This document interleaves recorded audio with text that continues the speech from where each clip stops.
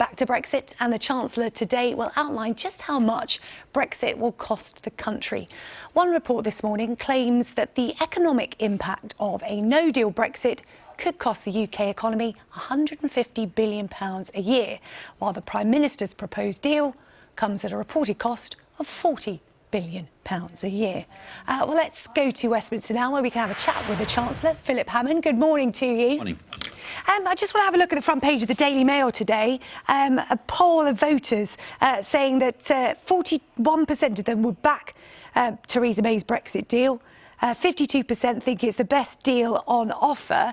Is the financial analysis from the Treasury today going to back that up? Well, first of all, it's a financial analysis that's been done across Whitehall by the civil service at the request of Parliament, and it'll be published to Parliament later on. And what I can tell you is that it will show that a no-deal exit will have a much higher cost impact on the economy than the deal that the Prime Minister has negotiated, which gives us the benefits of political benefits of being out of the European Union with very little economic cost. That's why we have negotiated this deal in the way we have, because we believe that our job has been to deliver the exit from the European Union that the British people voted for, but to do it in a way that protects our economy, protects British jobs and protects British business. But this analysis is going to show that the UK economy is going to take a hit. Do all scenarios outlined in this analysis leave us worse off than staying in the EU?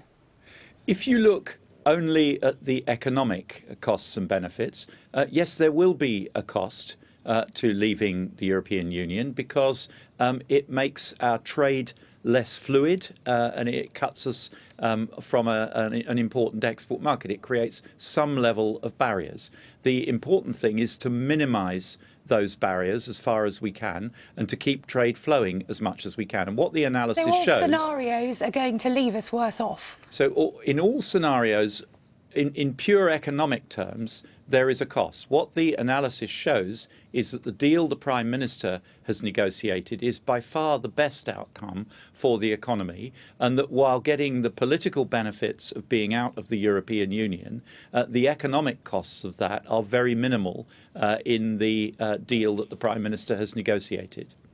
It's interesting then, because you do have to wonder, did people vote to be poorer? When they look at this analysis, what are they going to think? Because for the UK economy to be buoyant and sustain what it's doing now, it should stay in the EU. Is that what this report is going to show us?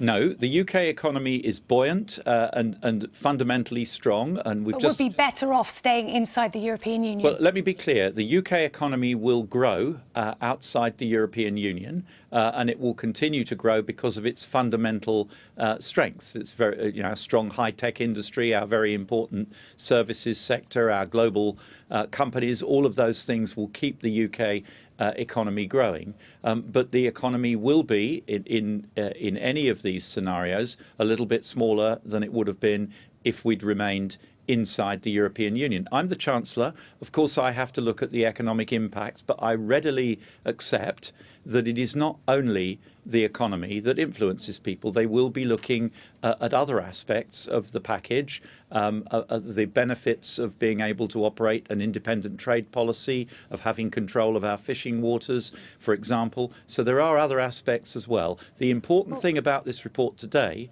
is that it informs Parliament. It provides information so that my colleagues in Parliament, when they're making their decisions about how to vote on December the 11th, can be properly and fully informed. Well, you are the Chancellor. Are you endorsing this analysis coming out this afternoon? What's your assessment of the impact of the Prime Minister's deal on our economy? So the deal that the Prime Minister has negotiated, and the analysis will show that, has a minimal impact on the UK economy, something that we can easily... Can you put a figure on it? It's being reported at £40 billion a year. Well, I'm not going to put a figure on it, because it's right that we publish this information to Parliament, Parliament requested it. We've produced it for Parliament, and I think it would be disrespectful to Parliament for me to come on the television this morning and start talking about the figures. But what I can say is that it will show that in the Prime Minister's negotiated deal, the impact on our economy would be very small indeed. So we're gaining the benefits of exiting the European Union without risking the future of our economy. Okay, if we were to leave, purely as a money man, because we are talking economics today. I mean, we talk about so many different factors of Brexit, but today it's purely about the economics. Could you say that categorically that staying in the EU would be better for the UK economy in the long term? Because this analysis today is going to show that every other scenario, whether it is the Prime Minister's deal, no deal, or a Canada-style deal, will all leave us worse off, whether it's 150 billion or 40 billion a year. Well, look, the first rule of economics is that you can't isolate economics from the rest of the world. And we've had a referendum. We've made a decision to leave the European Union. So that is what we are going to do. If we were to in some way renege on that decision, we would leave our country fractured in a way that would deeply damage our economy. Divided countries are not successful countries. And the point about the Prime Minister's deal is that it will allow us to come together as a country. Those who passionately want to leave the European Union will get their wish. We will be out of the European Union and out of its structures. Okay. Those who are concerned about our trade and our economic relationship with Europe will be assured that we will continue to have a very close trading and economic and security relationship with Europe. And I hope it will be the catalyst to start bringing the country back together again. Well, the Prime Minister has been very clear, we are leaving the EU. But what isn't clear is whether this deal will make it through Parliament. The big question people want the answer to is what happens if this deal doesn't make it through? What next?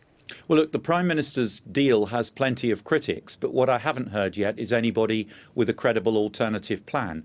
This is the best negotiated deal that is available from the European Union. And if it is not passed by Parliament, we will be in quite literally unknown territory. We'll be going back to square one, and Parliament, politicians will have to sit down and decide where we go next. But our focus for the next 2 weeks will be on selling this deal to the British people, explaining the benefits of it, explaining how... Why are you selling it to the British people? You should be selling it to the MPs who need to vote for it. Well, if you're selling it to the people, that would imply that you're holding your hands up and saying at some point there is going to be a second referendum and we need to get voters on side. No, not at all. I think that is to misunderstand how parliamentarians work and operate. Parliamentarians are elected to represent their constituents, and they do listen, whatever people might think. Parliamentarians do listen to what their constituents are saying to them, where public opinion is going. And of course we'll be talking to our parliamentary colleagues, but we also need to talk to the people of this country and explain why this is the best way forward to deliver on the commitment to leave the European Union, but to do it in a way that will protect British jobs, British businesses and British prosperity going forward. And I am absolutely convinced that the Prime Minister's deal is the best way to take the British economy forward while leaving the European Union. The Prime Minister is a busy woman at the moment. She's trying to convince the public, she's trying to convince MPs, she's off to a G20 summit.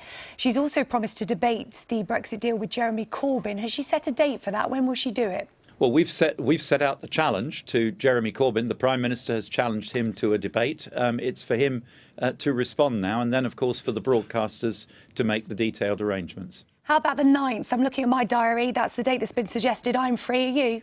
Well, that suits you, does it? OK, I'll let the Prime Minister know. That's a good one for you. OK, let's put it in pencil for now. Just in pencil, yeah. Reports today suggesting that the Prime Minister is going to refuse to publish in full the legal advice behind her deal. Will she publish that legal advice? Because Jacob Rees-Mogg has come out today and said, look, she promised to do that. It was requested by humble address, and to not publish it in full would be unconstitutional. On the contrary, it's the other way around. We will publish a summary of the legal advice, but the clear constitutional... Why not in full? Why a summary? I'll just explain that now. The clear constitutional precedent in this country is that the advice of the Attorney General to the government is private, And that has to be the case if government is going to be able to function properly. Government has to have access to private legal advice so that it can make decisions which are properly made, and indeed so that it can ensure that it complies with its legal obligations. And if we started publishing the advice of the Attorney General to government, we would find that government could not operate freely and could not obtain the legal advice that it needs in order to navigate ordinary processes of government. A couple of last questions for you, because I know you've got a busy day ahead. The penultimate one, what preparations are happening for a no deal? Because there's a report this morning, a parliamentary report, that has said the secrecy and shortcomings in the preparations for a no deal by the government are a potentially toxic combination. We're running a report today showing that port authorities say the Department of Transport are leaving it all a bit late and it could cause chaos.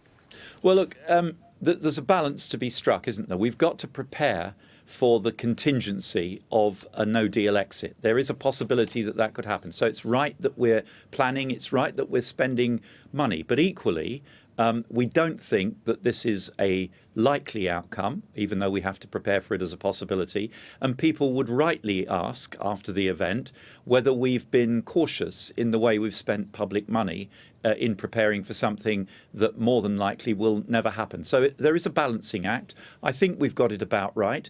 We don't want to panic people unnecessarily. We don't want to spend taxpayers' money unnecessarily, but we do want to do the things that are vitally important to have been done if we were to find ourselves in a no-deal scenario.